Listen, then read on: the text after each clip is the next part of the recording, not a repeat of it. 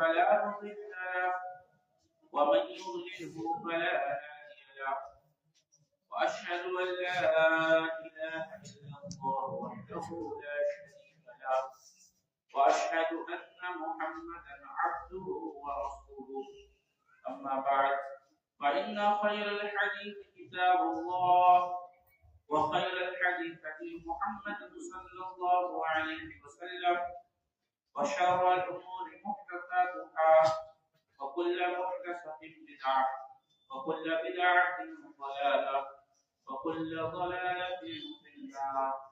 أعوذ بالله السميع العليم من الشيطان الرجيم من حمزه ونفخه ونفخه. بسم الله الرحمن الرحيم. يا أيها الذين آمنوا اتقوا الله حق تقاته ولا تموتن إلا وأنتم مسلمون. يا أيها الناس اتقوا ربكم الذي خلقكم من نفس واحدة وخلق منها زوجها وبث منهما رجالا كثيرا ونساء واتقوا الله الذي تساءلون به والأرحام إن الله كان عليكم رقيبا. يا أيها الذين آمنوا اتقوا الله وقولوا قولا سديدا يصلح لكم أعمالكم ويغفر لكم ذنوبكم ومن يطع الله ورسوله فقد فاز فوزا عظيما. أعوذ بالله السميع العليم من الشيطان الرجيم. بسم الله الرحمن الرحيم. قاف والقرآن المجيد بل عجبوا أن جاءهم منذر منهم فقال الكافرون هذا شيء عجيب أإذا متنا وكنا ترابا ذلك رجع بعيد قد علمنا ما تنقص الأرض منهم وعندنا كتاب حكيم بل كذبوا بالحق لما جاءهم قبل في أمر مريج أفلم ينظروا إلى السماء فوقهم كيف بنيناها وزيناها وما لها من فروج والأرض مددناها وألقينا فيها رواسي وأنبتنا فيها من كل زوج بهيج تبصرة وذكرى لكل عبد منيب ونزلنا من السماء ماء مباركا فأنبتنا به جنات وحب الحميد والنخل باسقات لها زرع نضيد رزقا للعباد وأحيينا به بلدة ميتا كذلك الخروج كذبت قبلهم قوم نوح وأصحاب الرس وثمود وعاد وفرعون وإخوان لوط وأصحاب الأيكة وقوم تبع كل كذب الرسل فحق وعيد أفعلنا بالخلق الأول بل هم في لبس من خلق جديد. أعوذ بالله السميع العليم من الشيطان الرجيم. وقال الله تبارك وتعالى في القرآن المجيد إن في خلق السماوات والأرض واختلاف الليل والنهار والفلك التي تجري في البحر بما ينفع الناس وما أنزل الله من السماء من ماء فأحيا به الأرض بعد موتها وبث فيها من كل دابة وتصريف الرياح والسحاب المسخر بين السماء والأرض لآيات لقوم يعقلون.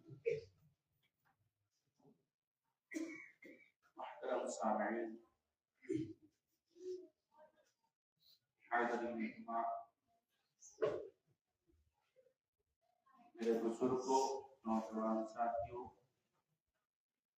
وطن شیما اور بہنوں اور عزیز بچوں،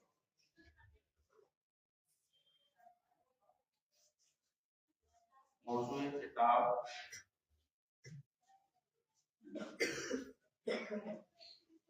تفسیر سورہ اخلاص پر آپ سماعت فرما رہے ہیں۔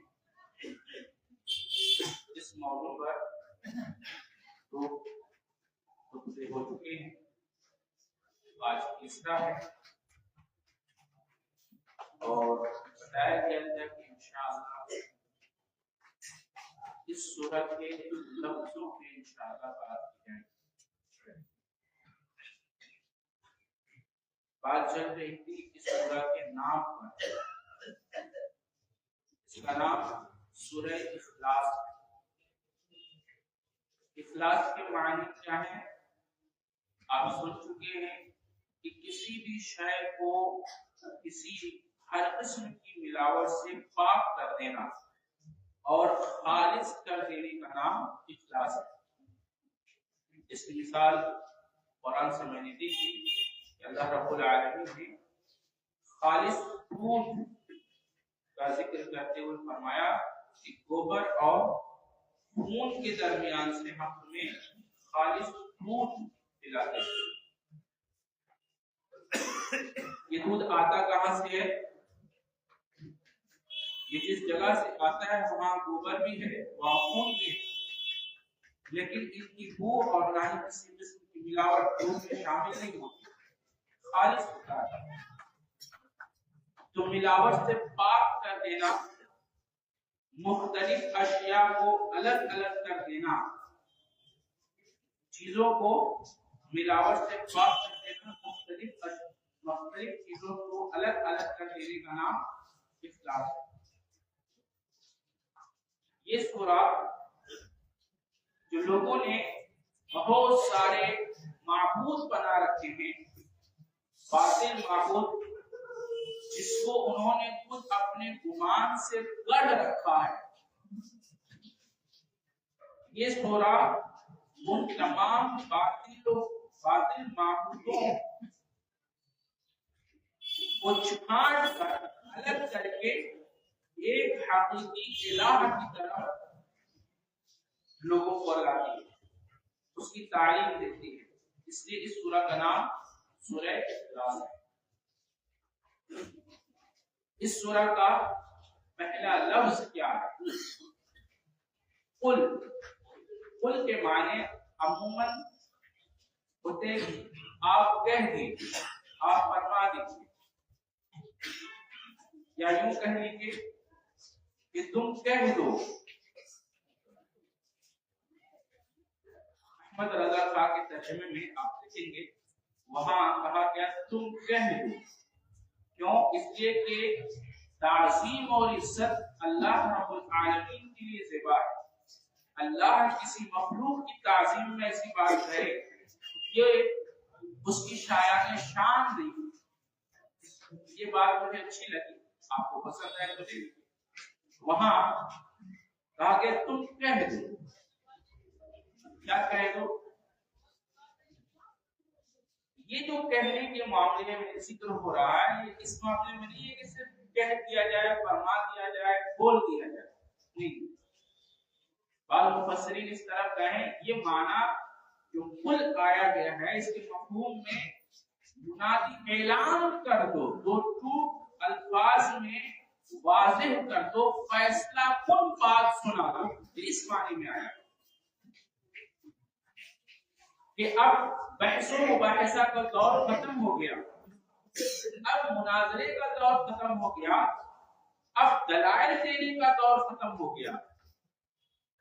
جب انسان بہت سارے دلائل دے کر تمام مباحثے کر کے تمام مناظرے کرنے کے بعد سامنے والے کو پست کر دے، اس کے بعد بھی سامنے والوں میں سے کوئی شخص ایسا ابھرے جو شکوک و شبہات پیش کرے، تو اب وقت ہوتا ہے کہ اسے دو ٹوک فیصلہ کن بات سنا دی جائے اور بتا دی جائے کہ اب اس میں ذرہ برابر بھی کسی قسم کی گنجائش باقی نہیں ہے، اب یہ ہمارا فیصلہ کن بات سن لو، سماعت کر لو۔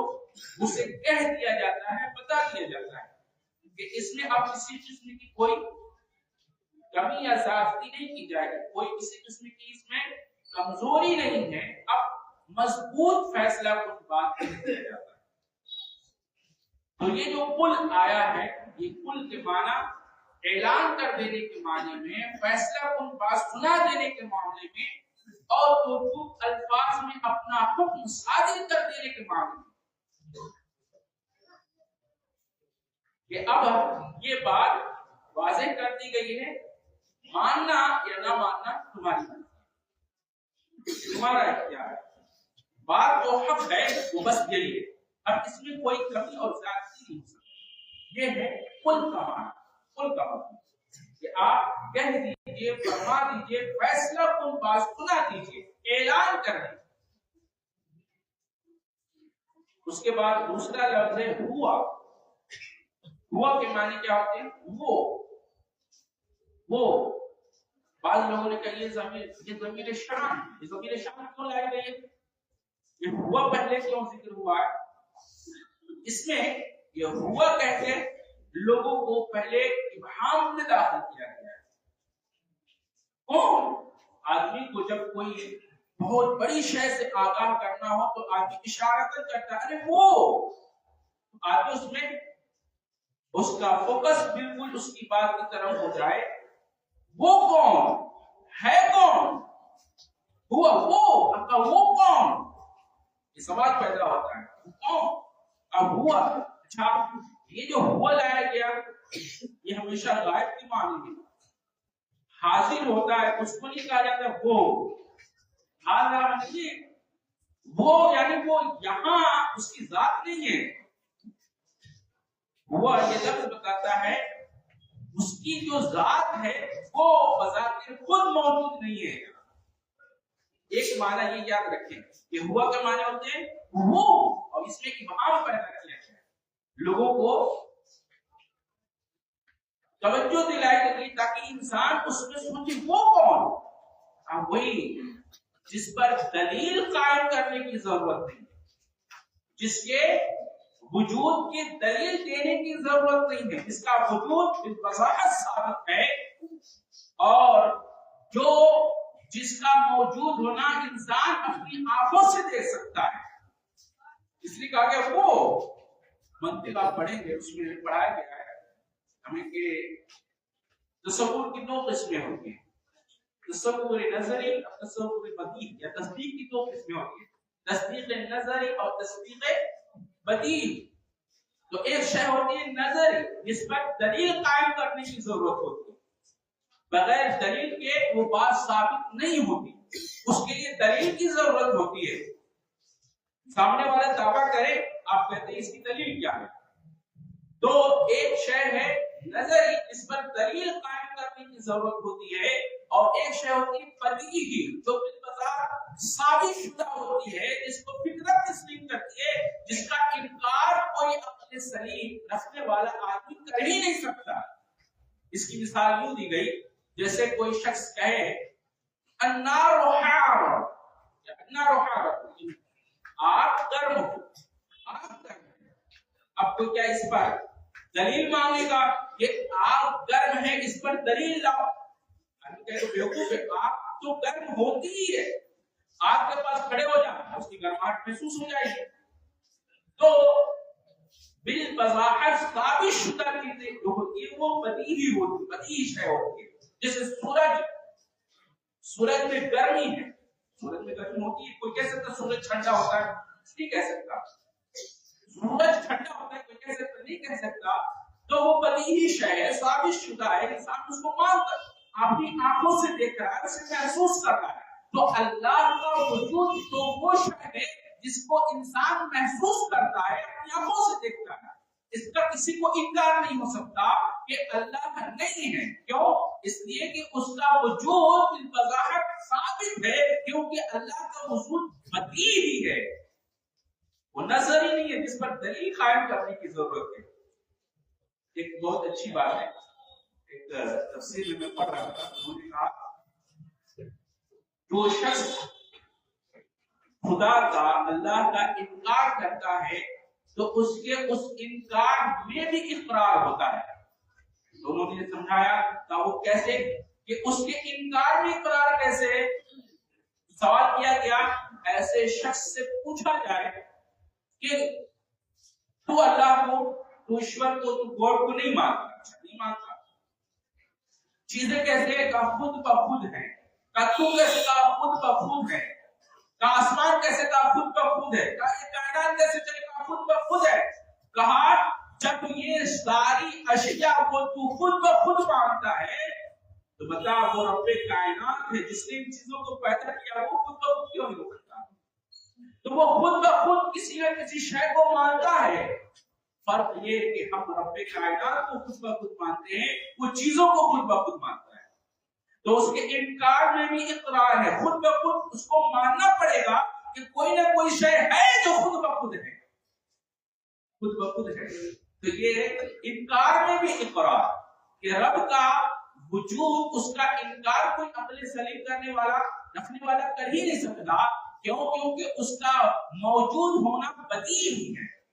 ایک مفسر نے اس پر دعویٰ کیا، کہا اللہ رب العالمین نے قرآن کے اندر آپ الف سے لے کر والناس کی سین تک پڑھتے جائیے، کہیں پر بھی اللہ رب العالمین نے اپنے موجود ہونے کی دلیل نہیں دی ہے۔ کس کی دلیل دی ہے؟ کہا اپنے ایک ہونے کی دلیل۔ اللہ رب العالمین نے ہر جگہ اپنے وحدانیت کی دلیل دی ہے، اللہ رب العالمین نے کہیں بھی اپنے وجود کی دلیل نہیں دی ہے۔ کیسے؟ کیونکہ اللہ کا موجود ہونا وہ بدیہی شے ہے، وہ نظری نہیں، وہ تو ثابت شدہ ہے، وہ تسلیم انسان کرتا ہے، اپنی فطرت اسے مانتی ہے، اپنی آنکھوں اور نگاہوں سے انسان اس کو دیکھ سکتا ہے، وہ نظری نہیں ہے۔ اس لیے اللہ رب العالمین نے جہاں کہیں بھی ذکر کیا ہے وہاں اپنے وحدانیت کی دلیل پیش کی ہے، اور اس کو ایک مثال سے سمجھایا ہے، ایک ہوتا ہے تعقل اور ایک ہے تصور۔ تعقل میں کسی کا اختلاف نہیں ہوتا، اختلاف تصور میں جا کر ہو جاتا ہے۔ تعقل کیا ہے؟ ایک کمرے میں کچھ لوگ بیٹھے ہوئے، 10 لوگ بیٹھے ہوئے، اور کمرہ چاروں طرف سے بند ہے، ساری کھڑکیاں سارے دروازے بند ہیں، اور کسی معاملے میں غور و خوض انسان کر رہا ہے۔ اب دروازے کی طرف سے نوک کیا جا رہا ہے، کھٹکھٹانے کی آواز آ رہی ہے، کوئی نوک کر رہا ہے، کوئی کھٹکھٹا رہا ہے۔ جیسی آواز کھٹکھٹانے کی ہوئی، دروازے کی طرف سارے لوگ جو وہاں بیٹھے تھے سب نے اپنی نگاہیں اٹھا کر اس دروازے کی طرف دیکھا۔ یہ تمام لوگوں کا دروازے کی طرف دیکھنا اس بات کی دلیل ہے کہ سب مانتے ہیں کہ وہاں کوئی ہے، کوئی وہاں موجود ہے۔ کیوں؟ اس لیے کہ اس کا موجود ہونا بتا رہا ہے کہ وہاں نوک کیا جا رہا ہے، کھٹکھٹانے کی آواز آ رہی ہے، وہاں کوئی ہے جو کھٹکھٹا رہا ہے، کوئی نوک کر رہا ہے، کوئی بتا رہا ہے۔ تو سب یہ مان رہے ہیں جو اندر موجود ہے کہ وہاں ہے، کوئی ہے، تو آواز آ رہی ہے۔ اس سے کسی کا انکار نہیں ہو سکتا کہ کوئی نہیں ہے، سب یہ مانتے ہیں کہ کوئی ہے۔ آسمان کو پیدا کرنے والا، زمین کو پیدا کرنے والا، انسانوں کو پیدا کرنے والا، اس کائنات کو چلانے والا، زمین، آسمان، رات اور دن، دن کا رات میں آنا، رات کا دن میں جانا، زندوں کو مردوں سے اور مردوں کو زندوں سے پیدا کرنے والا، یہ سورج، یہ چاند، یہ موسم کے تغیرات، یہ ٹھنڈا، یہ گرمی اور یہ برسات کا موسم کا آنا، اور بیج جیسے ہی زمین میں ڈال دی جائے وہ زمین کے اندر اس بیج کا سڑنا گلنا، اور سڑنے گلنے کے بعد اس سے کوپر نکلتا ہے، اور وہ کوپر دھیرے دھیرے درخت کا شکل اختیار کر لیتا ہے۔ یہ ساری چیزیں ہو رہی ہیں۔ جب ہم ایک دھان کا بیج ڈالتے ہیں اس سے کئی دھان پیدا ہو جاتا ہے۔ جب ہم کسی کدو کا پیڑ لگاتے ہیں تو اس پر کدو ہی لگتا ہے، اس پر پپیتا نہیں نظر آتا، اور پپیتے کے پیڑ پر پپیتا ہی نظر آتا ہے، اس پر کوئی ناریل نہیں دکھتا۔ یہ یکسانیت، یہ نظام، یہ بتاتا ہے کہ کوئی ہے، کوئی چلا رہا ہے، جو یہ کر رہا ہے، یہ سارے نظام چلا رہا ہے۔ کوئی یہ نہیں کہہ سکتا کہ کوئی نہیں ہے۔ یہ سارے لوگ بیٹھے ہیں اور نوک کیا جا رہا ہے، یہ ساری کائنات نوک کرتی ہے، بتاتی ہے کہ کوئی ہے جو اس کو چلا رہا ہے، جس پر اس کا حکم چل رہا ہے۔ کوئی ہوا، وہ کون؟ جو بدیہی ہے، اس کا موجود ہونا بدیہی ہے، نظری نہیں۔ سمجھ میں آ رہا ہے کہ کوئی ہے، موجود ہے، اس سے کسی کو انکار نہیں ہو سکتا۔ اب انکار کہاں ہوتا ہے، اختلاف کہاں ہوتا ہے؟ تعقل میں نہیں ہوتا ہے۔ دیکھیے تعقل میں کسی کا انکار ہے، نوک کیا جا رہا ہے، 10 لوگ بیٹھے دروازے پر، سب نے اپنی نگاہیں اس دروازے کی طرف اٹھا کر دیکھا۔ یہ دیکھنا اس بات کی دلیل ہے کہ ہے، کوئی ہے، موجود ہے۔ سب زندہ ہوئے اور سب پل رہے، بڑھ رہے، سارے نظام چل رہے ہیں۔ یہ سارا نظام بتاتا ہے کوئی ہے۔ یا ایھا الانسان ما غرک الذي خلقك فسواك فعدلك في أي صورة ما شاء ركبك. اللہ کہتا ہے تم پیدا کیا انکار کرتے ہو. كيف تكفرون بالله وكنتم أمواتا فأحياكم ثم يميتكم ثم يحييكم ثم إليه ترجعون. اللہ کہتا ہے تمہیں اللہ رب العالمین نے پیدا کیا خلقا فسواکا تمہاری تصویر کشی تمہیں برابر کیا تمہیں بنایا دل کی جگہ دل لگایا پھیپڑے کی جگہ پھیپڑا لگایا اور زبان میں بولنے کی قوت آنکھوں میں دیکھنے کی قوت کانوں میں سننے کی طاقت دماغ کو سمجھنے کی صلاحیت پیٹ کو کھانا پچانے کی طاقت اور تمام نظام یہ تمہارا بتاتا ہے کہ اس کو پیدا کرنے والا اس کا بنانے والا ہے کوئی. اور اللہ کہتا ہے وہ ہم نے تمہیں پیدا کیا ہے. ہم تمہارے اس تمام سسٹم کو ہم نے تمہیں پیدا کیا ہے. ہمارے آنکھوں میں دیکھنے کی طاقت تمہارے کانوں سے سننے کی صلاحیت تمہارے اندر پیٹ کو کھانے کے پچانے کی صلاحیت اور تمہارا تمام نظام. تم اپنی ذات پر غور کرو تمہاری ذات بتائے گی کوئی ہے جو چلا ہے. تمہارے ہاتھ تمہارے اختیار میں نہیں ہے. اللہ جب چاہے اس کو سڑا دے. تمہارا پیٹ تمہارے اختیار میں نہیں دیں گے. گیس ہو جائے انسان بھوکا نہیں لگتا ہے. اور تمہارے لیور تمہارے اعضاء تمہارے اختیار تمہارے حکم پر نہیں ہے. جو تمہارے اعضاء ہیں وہ تمہارے حکم پر نہیں چلتے کائنات کے حکم پر چلتے. جس نے اس کو پیدا کیا ہے اور جس کے حکم پر یہ سارے سسٹم تمہارے اندر کے چلتے ہیں. آنکھوں کو دیکھنے کی صلاحیت کس نے دی؟ اللہ جب چاہے چھین سکتا ہے. کانوں کو سننے کی صلاحیت کس نے دی؟ رب کائنات نے دی جب چاہے چھین سکتا ہے. ایک بار اللہ سننے کی صلاحیت چھین لے آنکھوں کو دیکھنے کی صلاحیت سے چھین لے کون ہے جو یہ ساری چیزیں دے سکتا ہے؟ کوئی نہیں. کوئی نہیں ہے. کوئی نہیں. سمجھ میں آ رہی بات؟ تو کہا جا رہا ہے کوئی ہے. یہ تعقل میں کسی کا اختلاف نہیں ہے. اختلاف تصور میں ہوتا ہے. اب یہ 10 لوگ جو بیٹھے ہیں اب ایک کہہ رہا ہے اس میں سے کون ہے؟ ایک کہتا ہے زید ہے. دوسرا کہتا ہے نہیں زید نہیں یہاں پر عمر ہے. تیسرا کہتا ہے عمر نہیں یہاں پر عبد الرحمن ہے. چوتھا کہتا ہے نہیں عبداللہ ہے. اب دیکھیے تصور میں صورت دری میں اختلاف ہو رہا ہے کہ ہے کون ہے کون. اب یہی ہے کون بتانے کے لیے تمام انبیاء اس دنیا میں مبعوث ہوئے کہ ہے کون. تم جو دیکھ رہے ہو یہ ساری کائنات جس نے تمہیں وجود میں لایا جو کائنات کو وجود میں لایا جو کائنات اس کے حکم پر چل رہا ہے وہ ہے کون. کیا وہ کئی ہیں؟ کئی ایک ہے. کئی ایسا تو نہیں کہ سورج کو بنانے والے کئی 2 ہو 4 ہو 5 ہو. ایسا تو نہیں. آسمان کو بنانے والا زمین کو بنانے والا تمہیں پیدا کرنے والا کئی لوگ ہو. ایسا تو نہیں کہ 2 لوگ ہو 4 ہو 5 ہو. ایسا تو نہیں. اب یہ بتانے کے لیے کہ وہ ہے کون تمام انبیاء اس دنیا میں مبعوث ہوئے اور مبعوث ہونے کے بعد وہ بتایا انہوں نے کہ وہ ہے کون. سمجھ میں آ رہا ہے؟ اسی لیے تمام کتب نازل ہوئے تمام صحیفے نازل ہوئے. کیوں؟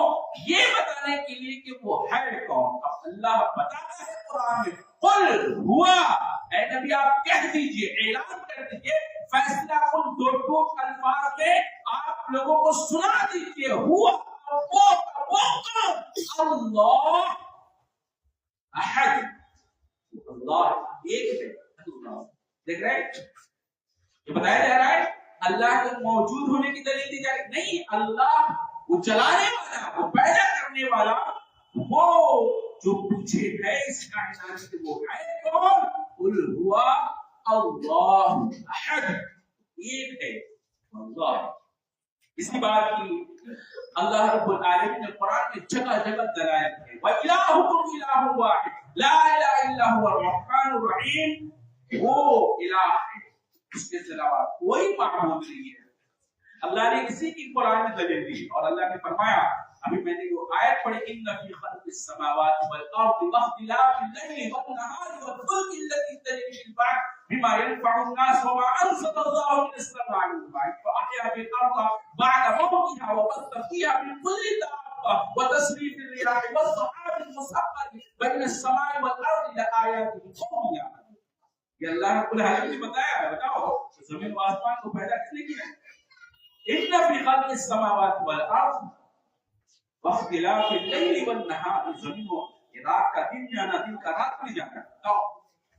کوئی کہہ سکتا ہے کہ میں دن کو رات میں لاتا ہوں، رات میرے حکم سے آتا ہے، دن میرے حکم سے آتا ہے؟ تو کہہ سکتا ہے. کوئی کہہ سکتا ہے یہ آسمان، یہ زمین، یہ سورج، یہ چاند، یہ ستارے، یہ لوگ ہم نے پیدا کیے. کون نے پیدا کیا؟ اللہ رب العالمین کہتا ہے ہم نے کیا، میرے حکم پر یہ سب چل رہا ہے. اللہ رب العالمین فرماتا ہے دریا میں ایک سوئی ڈالو تو ڈوب جاتا ہے، اور ٹنو ٹن سامان سے لدا ہوا وہ کشتیاں، وہ جہاز اس پر تیر رہے ہوتے ہیں، اس پر تیر رہے ہیں. اس کے حکم سے یہ دریا ان کشتیوں کو نہیں ڈبوتا. اس میں تیر کی ایک سوئی ڈالو تو ڈوب جاتا ہے، اور کشتیوں کو لہرا کر ایک شہر سے دوسرے شہر، ایک ملک سے دوسرے ملک تک ٹنو ٹن سامان لگا ہوا اس میں دوڑتا ہے. وہ کون ہے جس کا حکم جاری ہے؟ اللہ رب العالمین نے یہ بتایا ہے کہ وہ ہے کون. کہا اللہ، اللہ ہے، واللہ ہے. اچھا لفظ اللہ پر بھی بحث کرتے ہیں. اللہ یہ نام ایسا ہے کہ اس کا کوئی ہم نام نہیں. جس طرح اللہ رب العالمین اپنی ذات، اپنی صفات، اپنی عبادت میں یکتا ہے، اسی طرح اللہ رب العالمین اپنے نام میں بھی یکتا ہے. دنیا میں کتنے لوگ پیدا ہوئے، کتنے لوگ ہیں، کتنے لوگ آئیں گے، اللہ رب العالمین فرماتا ہے تعلم السمیع، کیا تم نے اللہ کا کوئی ہم نام جانا؟ اس کا کوئی ہم نام دیکھا؟ کیا آج تک کسی نے اپنا نام اللہ رکھا ہے؟ آپ کو سنا اللہ کہتا ہے اللہ کا کوئی ہم نام نہیں پاؤ گے. اللہ جیسا تو بہت دور کی بات ہے. ارے اس کے نام، کوئی اس کا نام اپنی طرف سے نہیں رکھتا. اب اللہ کو چھوڑیے، اللہ کے نام کے مفہوم میں جو لوگوں میں دوسرے نام رائج ہیں، جیسے گاڈ سے، بھگوان ہے، ایشور ہے، ڈر کے مارے آدمی وہ نہیں رکھتا. جبکہ اہل سنت والجماعت کا عقیدہ ہے اللہ کے لیے، اللہ کے وہ نام جو اللہ نے اپنے لیے بتائے ہیں، اس کے علاوہ کوئی اور نام سے پکارنا یہ جائز نہیں ہے، یا کوئی اور نام اس کو دینا یہ بھی جائز نہیں. ہمارے یہ نہیں ہے، ہم گاڈ نہیں کہہ سکتے، ہم ایشور یا بھگوان نہیں کہہ سکتے. کیوں؟ اس لیے اللہ رب العالمین نے اپنا ہی نام نہیں بتایا. اللہ کے اسماء الحسنی جو ہیں وہ اللہ رب العالمین نے احادیث میں اللہ کے نبی صلی اللہ علیہ وسلم نے بتا دیے، جو بتا دیے گئے ہیں بس انہی ناموں کے ساتھ آپ پکاریں گے. حالانکہ ان ناموں تک محدود اللہ کے نام نہیں ہے، اس کے علاوہ بھی اللہ کے بہت سارے نام ہیں جس کو اللہ نے نہیں بتایا یا نازل نہیں کیا، جو اللہ کے لوح محفوظ اللہ کے علم میں ہے، وہ کوئی نہیں جانتا. تو جو اللہ نے اللہ کے نبی صلی اللہ علیہ وسلم نے بتا دیے ہیں، ہمارے یہاں صرف انہی ناموں کے ساتھ اس کو پکارنا یہ جائز ہے. اس کے علاوہ کسی اور نام سے پکارنا یا کسی اور نام سے اس کا تعارف کروانا یہ اہل سنت کے یہاں درست نہیں ہے. سمجھ میں آ رہا ہے؟ تو اللہ کہتا ہے اس کا کوئی ہم نام نہیں. ہم نے پڑھا ہے کہ ہم یہ دیکھیں کہ ایک جگہ ایک شخص کا نام بھگوان تھا، اس کو بھگوان کر کے لوگ پکار رہے تھے. تو ہم بہت تذبذب میں تھے کہ اللہ کا ہم نام کوئی نہیں ہے. ٹھیک ہے اللہ اس نے نام نہیں رکھا، لیکن اس نے بھگوان کیسے رکھ دیا؟ ایک دن ہم نے اس سے پوچھ لیا کہ آپ کا نام کیا بھگوان ہے؟ کہا بھگوان کا پورا نام کیا ہے؟ کہا بھگوان داس. بھگوان داس نام ہے. ہم کہا اچھا بھگوان داس نام ہے، یہ وہی ہے عبداللہ کے معنی میں ہے، بھگوان کا بندہ اس کا داس ہے، وہ یعنی اللہ کا بندہ عبداللہ کے معنی میں بھگوان داس کا یہ معاملہ ہے. تو در کے معنی وہ نام جو اللہ کے مفہوم میں لوگوں نے بنا رکھے وہ کوئی نہیں رکھتا، کوئی گاڈ نہیں رکھتا، کوئی بھگوان نہیں رکھتا، کوئی ایشور نہیں رکھتا، کوئی یزدان نہیں رکھتا. تو اللہ کیسے رکھتا ہے؟ تو اللہ کہتا ہے کیا اس کا کوئی نام ہے؟ تو اپنے نام میں بھی یکتا ہے. اس کا نام نہ کوئی آج تک رکھا نہ رکھا ہے اور نہ ہی رکھے گا. اللہ. تو یہ اللہ ہے. اور چیز ہے پسند آئے تو لے لیجیے. کسی کا نام مان لیجیے اقبال ہے. اقبال میں الف ہے، با ہے، پھر الف ہے، پھر لام. ٹھیک ہے، یہ الف گرا دیتی. تو الف گراتے ہی یہ نام جو ہے بالکل بیکار ہو جائے گا. اقبال کی جگہ الف گرا دے تو قبال، کیا قبال؟ نام بگڑ جاتا ہے. کسی کا بھی نام ہو آپ اٹھائیے اور ایک حرف گرا دیجئے تو وہ نام بگڑ جاتا ہے، وہ نام بگڑ جاتا ہے. لیکن اللہ رب العالمین کا نام دیکھیے، اللہ میں الف گرا دیجیے تو للہ ما فی السماوات والارض، نام سے الفاظ بنتے جائیں گے. آپ دیکھیں گے نام بگڑے گا نہیں. اللہ میں الف گرا دیجیے تو للہ، اور پھر سے لام گرا دیجیے تو الہ، پھر سے الف گرا دیجیے تو لہو، اور پھر سے لام گرا دیجیے تو ہوا والسماوات، ہوا ہو اللہ. تو آپ دیکھیے ایک ایک نام گراتے جائیے اور اس نام سے الفاظ اور آیتیں بنتی جائیں گی اور وہ نام بگڑے گا نہیں. اللہ میں الف گرائیے تو للہ ہو جائے گا، اور اللہ ہے اللہ لا الہ الا ہو، الف گرا دیجیے للہ ما فی السماوات والارض، پھر سے لام گرا دیجیے الہ والہکم الہ واحد، پھر الف گرا دیجیے لہو ما فی السماوات والارض، پھر سے لام گرا دیجیے تو هو السماوات والارض. آپ دیکھ رہے ہیں؟ تو جتنا آپ الفاظ لفظ گراتے جائیں گے وہ الفاظ بنتے جائیں گے اور اس سے نام نہیں بگڑے گا. لیکن اس کے علاوہ جتنے بھی نام ہیں دنیا میں آپ دیکھیے ایک ایک حرف گراتے جائیں گے نام بگڑ جائے گا، اس کا کوئی معنی نہیں ہوتا. یہ اللہ رب العالمین کے نام کی اثر ہے. تو اس جیسا کسی نے نام نہیں رکھا، اس کا کوئی نام نہیں ہے اور وہ نام بگڑتا بھی نہیں. اللہ اچھا یہ رہتا کہاں ہے؟ یہ بڑی عقیدے کے باب میں بڑا حصے کی فکر ہے یا نظریہ ہے کہ یہ ہے کہاں، رہتا کہاں ہے. تو میں نے کہا نا، میں قل ہوا، یہ لفظ ہوا ہی بتاتا ہے کہ اس کی ذات آپ کے پاس نہیں ہے. اس لیے کہ ہوا کا جو لفظ آتا ہے تو میرے بھائی یہاں پر یہ ہوا آتا ہی اس لیے جو سامنے نہ ہو موجود ہوا وہ، لیکن جو سامنے موجود ہو تو حاضر یہ حاضر کتاب، یہ کتاب. لیکن جب ہوا آتا ہے تو وہ موجود نہیں ہوتا، تب آدمی کہتا ہے ہوا رجل، وہ آدمی، یعنی وہ موجود نہیں ہے. تو ہوا اللہ، وہ اللہ. بعض لوگوں کا عقیدہ یہ ہے کہ اللہ کی ذات ہمیشہ ہمارے ساتھ ہے اور ہر جگہ پر. یہ عقیدہ یہ ماتریدی کا عقیدہ ہے، یہ اہل سنت کا عقیدہ نہیں، یہ شرکیہ عقیدہ ہے اور یہ عقیدہ بالمصاحب باطل ہے. کیوں؟ اس لیے کہ اللہ رب العالمین نے خود اپنی ذات میں فرما دیا الرحمن علی العرش استوى، رحمان عرش پر مستوی. سمجھ میں آگے بڑھ. تو اللہ ہے کہاں؟ تو اس کی ذات عرش پر ہے، اس کی ذات عرش پر ہے. وہ اللہ، وہ عرش پر ہے. اور یہ معنی اگر آپ کو بہت سہل طریقے سے سمجھنا ہو، تھوڑا سا علمی ہے لیکن آپ چاہیں تو سمجھ سکتے ہیں.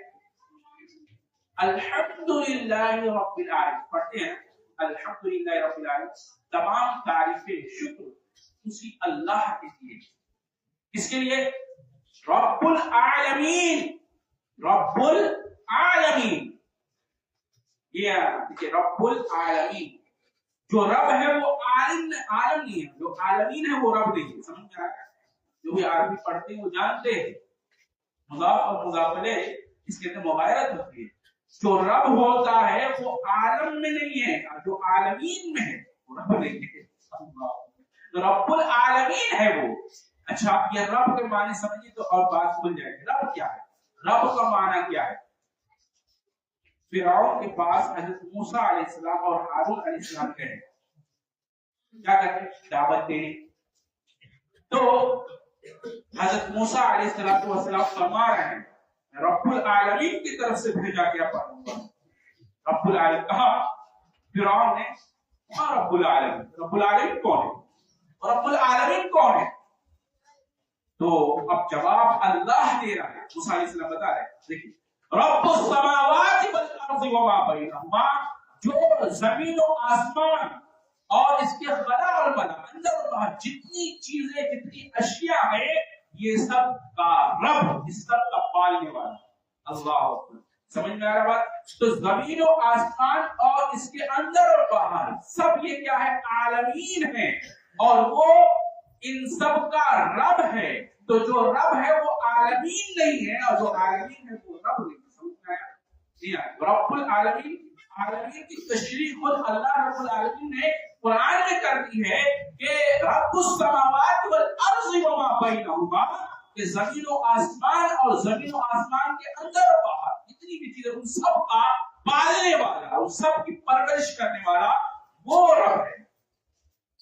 تو عالمین وہ ہے، تو عالمین کیا ہے؟ زمین و آسمان اور زمین و آسمان کے اندر و باہر یہ تمام چیزیں عالمین ہیں، اور رب ان سب کا پالنے والا ہے، ان سب کے باہر ہے۔ سمجھ میں آ گیا؟ تو جب جو رب ہے وہ عالم نہیں ہے، عالمین بھی نہیں ہے، اور جو عالمین ہے وہ رب ہے۔ سمجھ میں آ گیا؟ اچھا، اس کو ایک اور طریقے سے سمجھ سکتے ہیں۔ امام احمد بن حنبل رحمہ اللہ علیہ، اللہ اکبر، فرماتے ہیں، دلیل حسن پیدا کرتے ہیں، کہتے ہیں اللہ رب العالمین یا خارج عالم ہے یا داخل عالم ہے، یا نہ خارج عالم ہے نہ داخل عالم ہے۔ تو تین شک پیدا ہوئی، یا خارج عالم ہے ایک، یا داخل عالم ہے دو، یا نہ خارج عالم ہے نہ داخل عالم ہے تین بات پیدا ہوئی۔ تین باتیں ہیں نا، سمجھ تھوڑا غور سے سنیے تو سمجھ میں آئے گا کہ نہ تو خارج عالم ہے اور نہ داخل عالم ہے۔ سمجھ میں آ رہا ہے؟ یہ ایک بات ہو گئی، نہ تو خارج عالم ہے نہ داخل عالم، یا خارج عالم ہے یا داخل عالم ہے، تو تین باتیں ہو گئی۔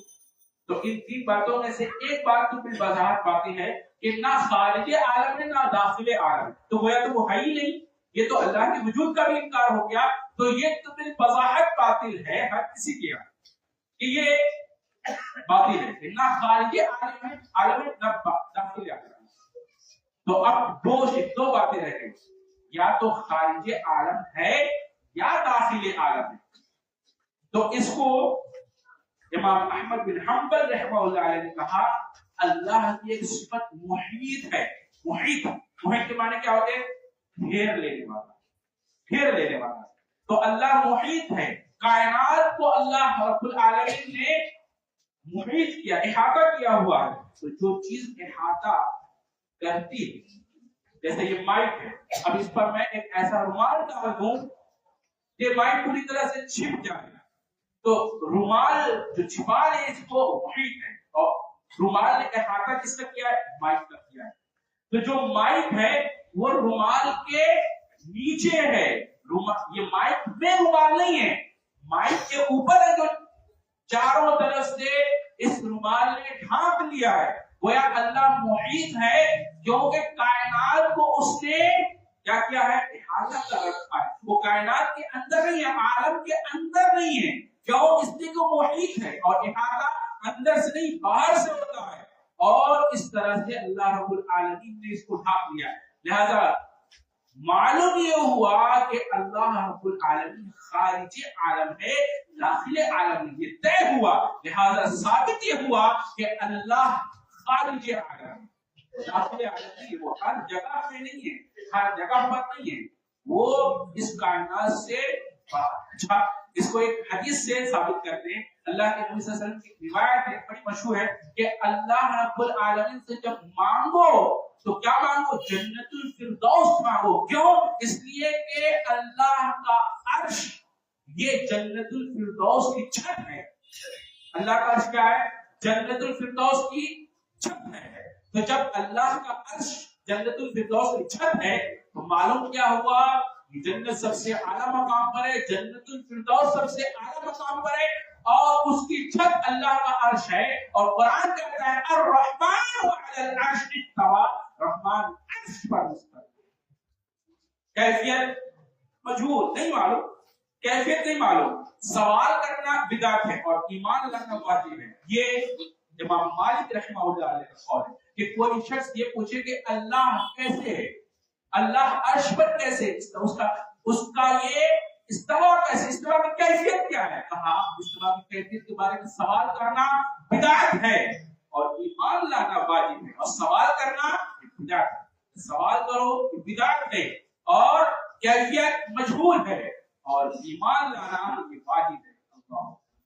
تو یہ امام مالک آپ کو معلوم ہے اللہ عرش پر ہے، اور اس کا علم، اس کی قدرت کائنات کے ہر ایک ذرہ ذرہ پر ہے۔ اس کا علم اس کی قدرت ذرہ ذرہ. امام ابو حنیفہ رحمہ اللہ علیہ سے پوچھا گیا کہ اللہ رب العالمین سورہ حدید میں فرماتا ہے تم جہاں کہیں بھی رہو اللہ تمہارے ساتھ ہے. تم جہاں کہیں بھی رہو اللہ تمہارے ساتھ ہے. اس کا کیا مطلب ہے؟ تو انہوں نے کہا کہ اگر کوئی شخص کسی دوسرے ملک میں ہو اور وہاں سے تمہیں لکھے کہ میں تمہارے ساتھ ہوں، وہ چٹھی تمہارے پاس آ جائے، تم پڑھو کہ فلاں میرے ساتھ ہے، تو بتاؤ کیا اس کی شخصیت تمہارے ساتھ ہے؟ کہا نہیں. کیا ساتھ ہے؟ اس کی نصرت، اس کی محبت وہ تمہارے ساتھ ہے، اس کی مدد تمہارے ساتھ ہے.